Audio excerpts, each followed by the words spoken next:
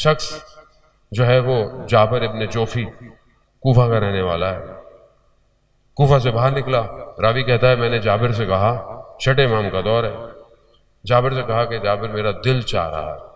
آیت اللہ مظاہری اپنی کتاب جو ہے وہ جہاد النفس کے اندر اس بات کا، اس واقعے کو نوٹ کرتے ہیں۔ جابر کو راوی کہتا ہے جابر میرا دل چاہ رہا ہے کہ میں امام کی زیارت کروں۔ کہاں ہے؟ کوفہ۔ امام کہاں ہے؟ مدینہ۔ جابر نے کہا اچھا ٹھیک ہے آؤ۔ چند قدم چلے، کہا میرے ہاتھ پہ ہاتھ رکھو۔ جابر کے ہاتھ پہ ہاتھ رکھا۔ اگلا قدم مدینہ، کوچہ بنی ہاشم۔ اب ایک دم یہ پریشان، کہا جاؤ امام کا گھر ہے، جاؤ جاؤ امام کی زیارت کرو۔ اب یہ پریشان کہ کہیں خواب نہ ہو، کہیں خیال نہ ہو، تو دروازے پہ کوئی نشانی لگا دوں کہ جب اگلی دفعہ حج پہ آؤں گا تو دیکھوں گا زیارتوں پہ کہ یہی تھا۔ تو ایسے میں جابر نے بولا یہ لو نشانی لگا لو۔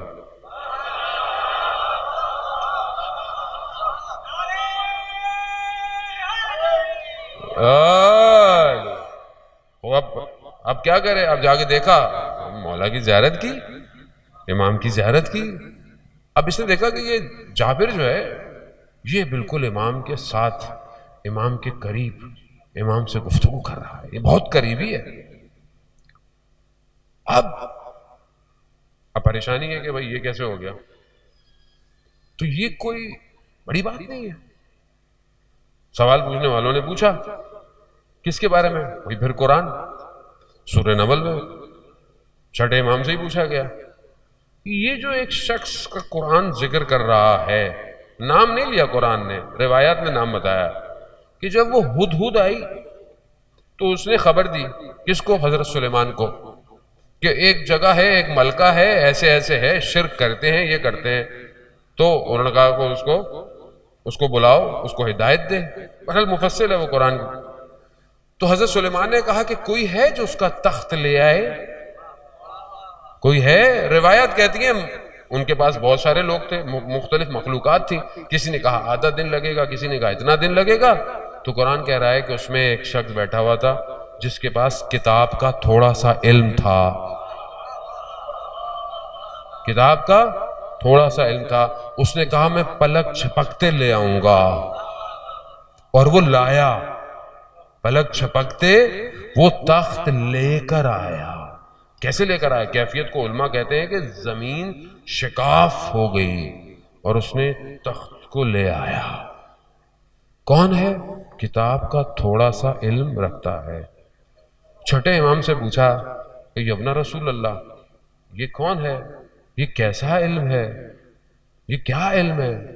کہا اس کے پاس، آصف ابن برقیہ تھا نا، اس کے پاس جو علم تھا وہ بالکل ایسے ہی امام فرماتے ہیں کہ جیسے سمندر میں سے کوئی پانی کا قطرہ اٹھا لے نا، تو وہ علم تھا اس کے پاس، یعنی کتاب کا تھوڑا سا علم۔ ہم اس علم کا سمندر ہیں۔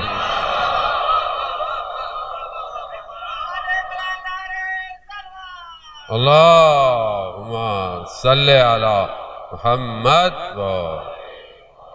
ہم اس علم کا، ہم سمندر ہیں۔ تو اب سمندر میں سے جس نے جتنا اٹھایا، کوئی جعفر ابن جوفی بن گیا، کوئی ابا بصیر بن گیا، کوئی جو ہے وہ کیا بن گیا، خوب ان کے یہاں کوئی مسئلہ نہیں تھا۔ مسئلہ یہاں ہے، یہاں آدمی کتنا مضبوط ہے، یہاں آدمی کس مقام پہ جا سکتا ہے۔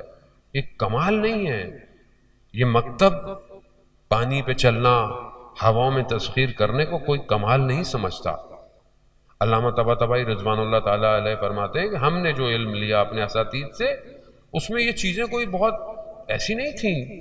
حتیٰ وہ خود کہتے ہیں کہ جب میں رات کی عبادت مسجد کوفہ میں کرتا تھا تو مجھے میرے استاد نے کہا تھا کہ چیزیں آئیں گی تمہارے ذہن کو ادھر ادھر کرنے، مگر تم اپنی عبادت سے توجہ نہیں ہٹانا۔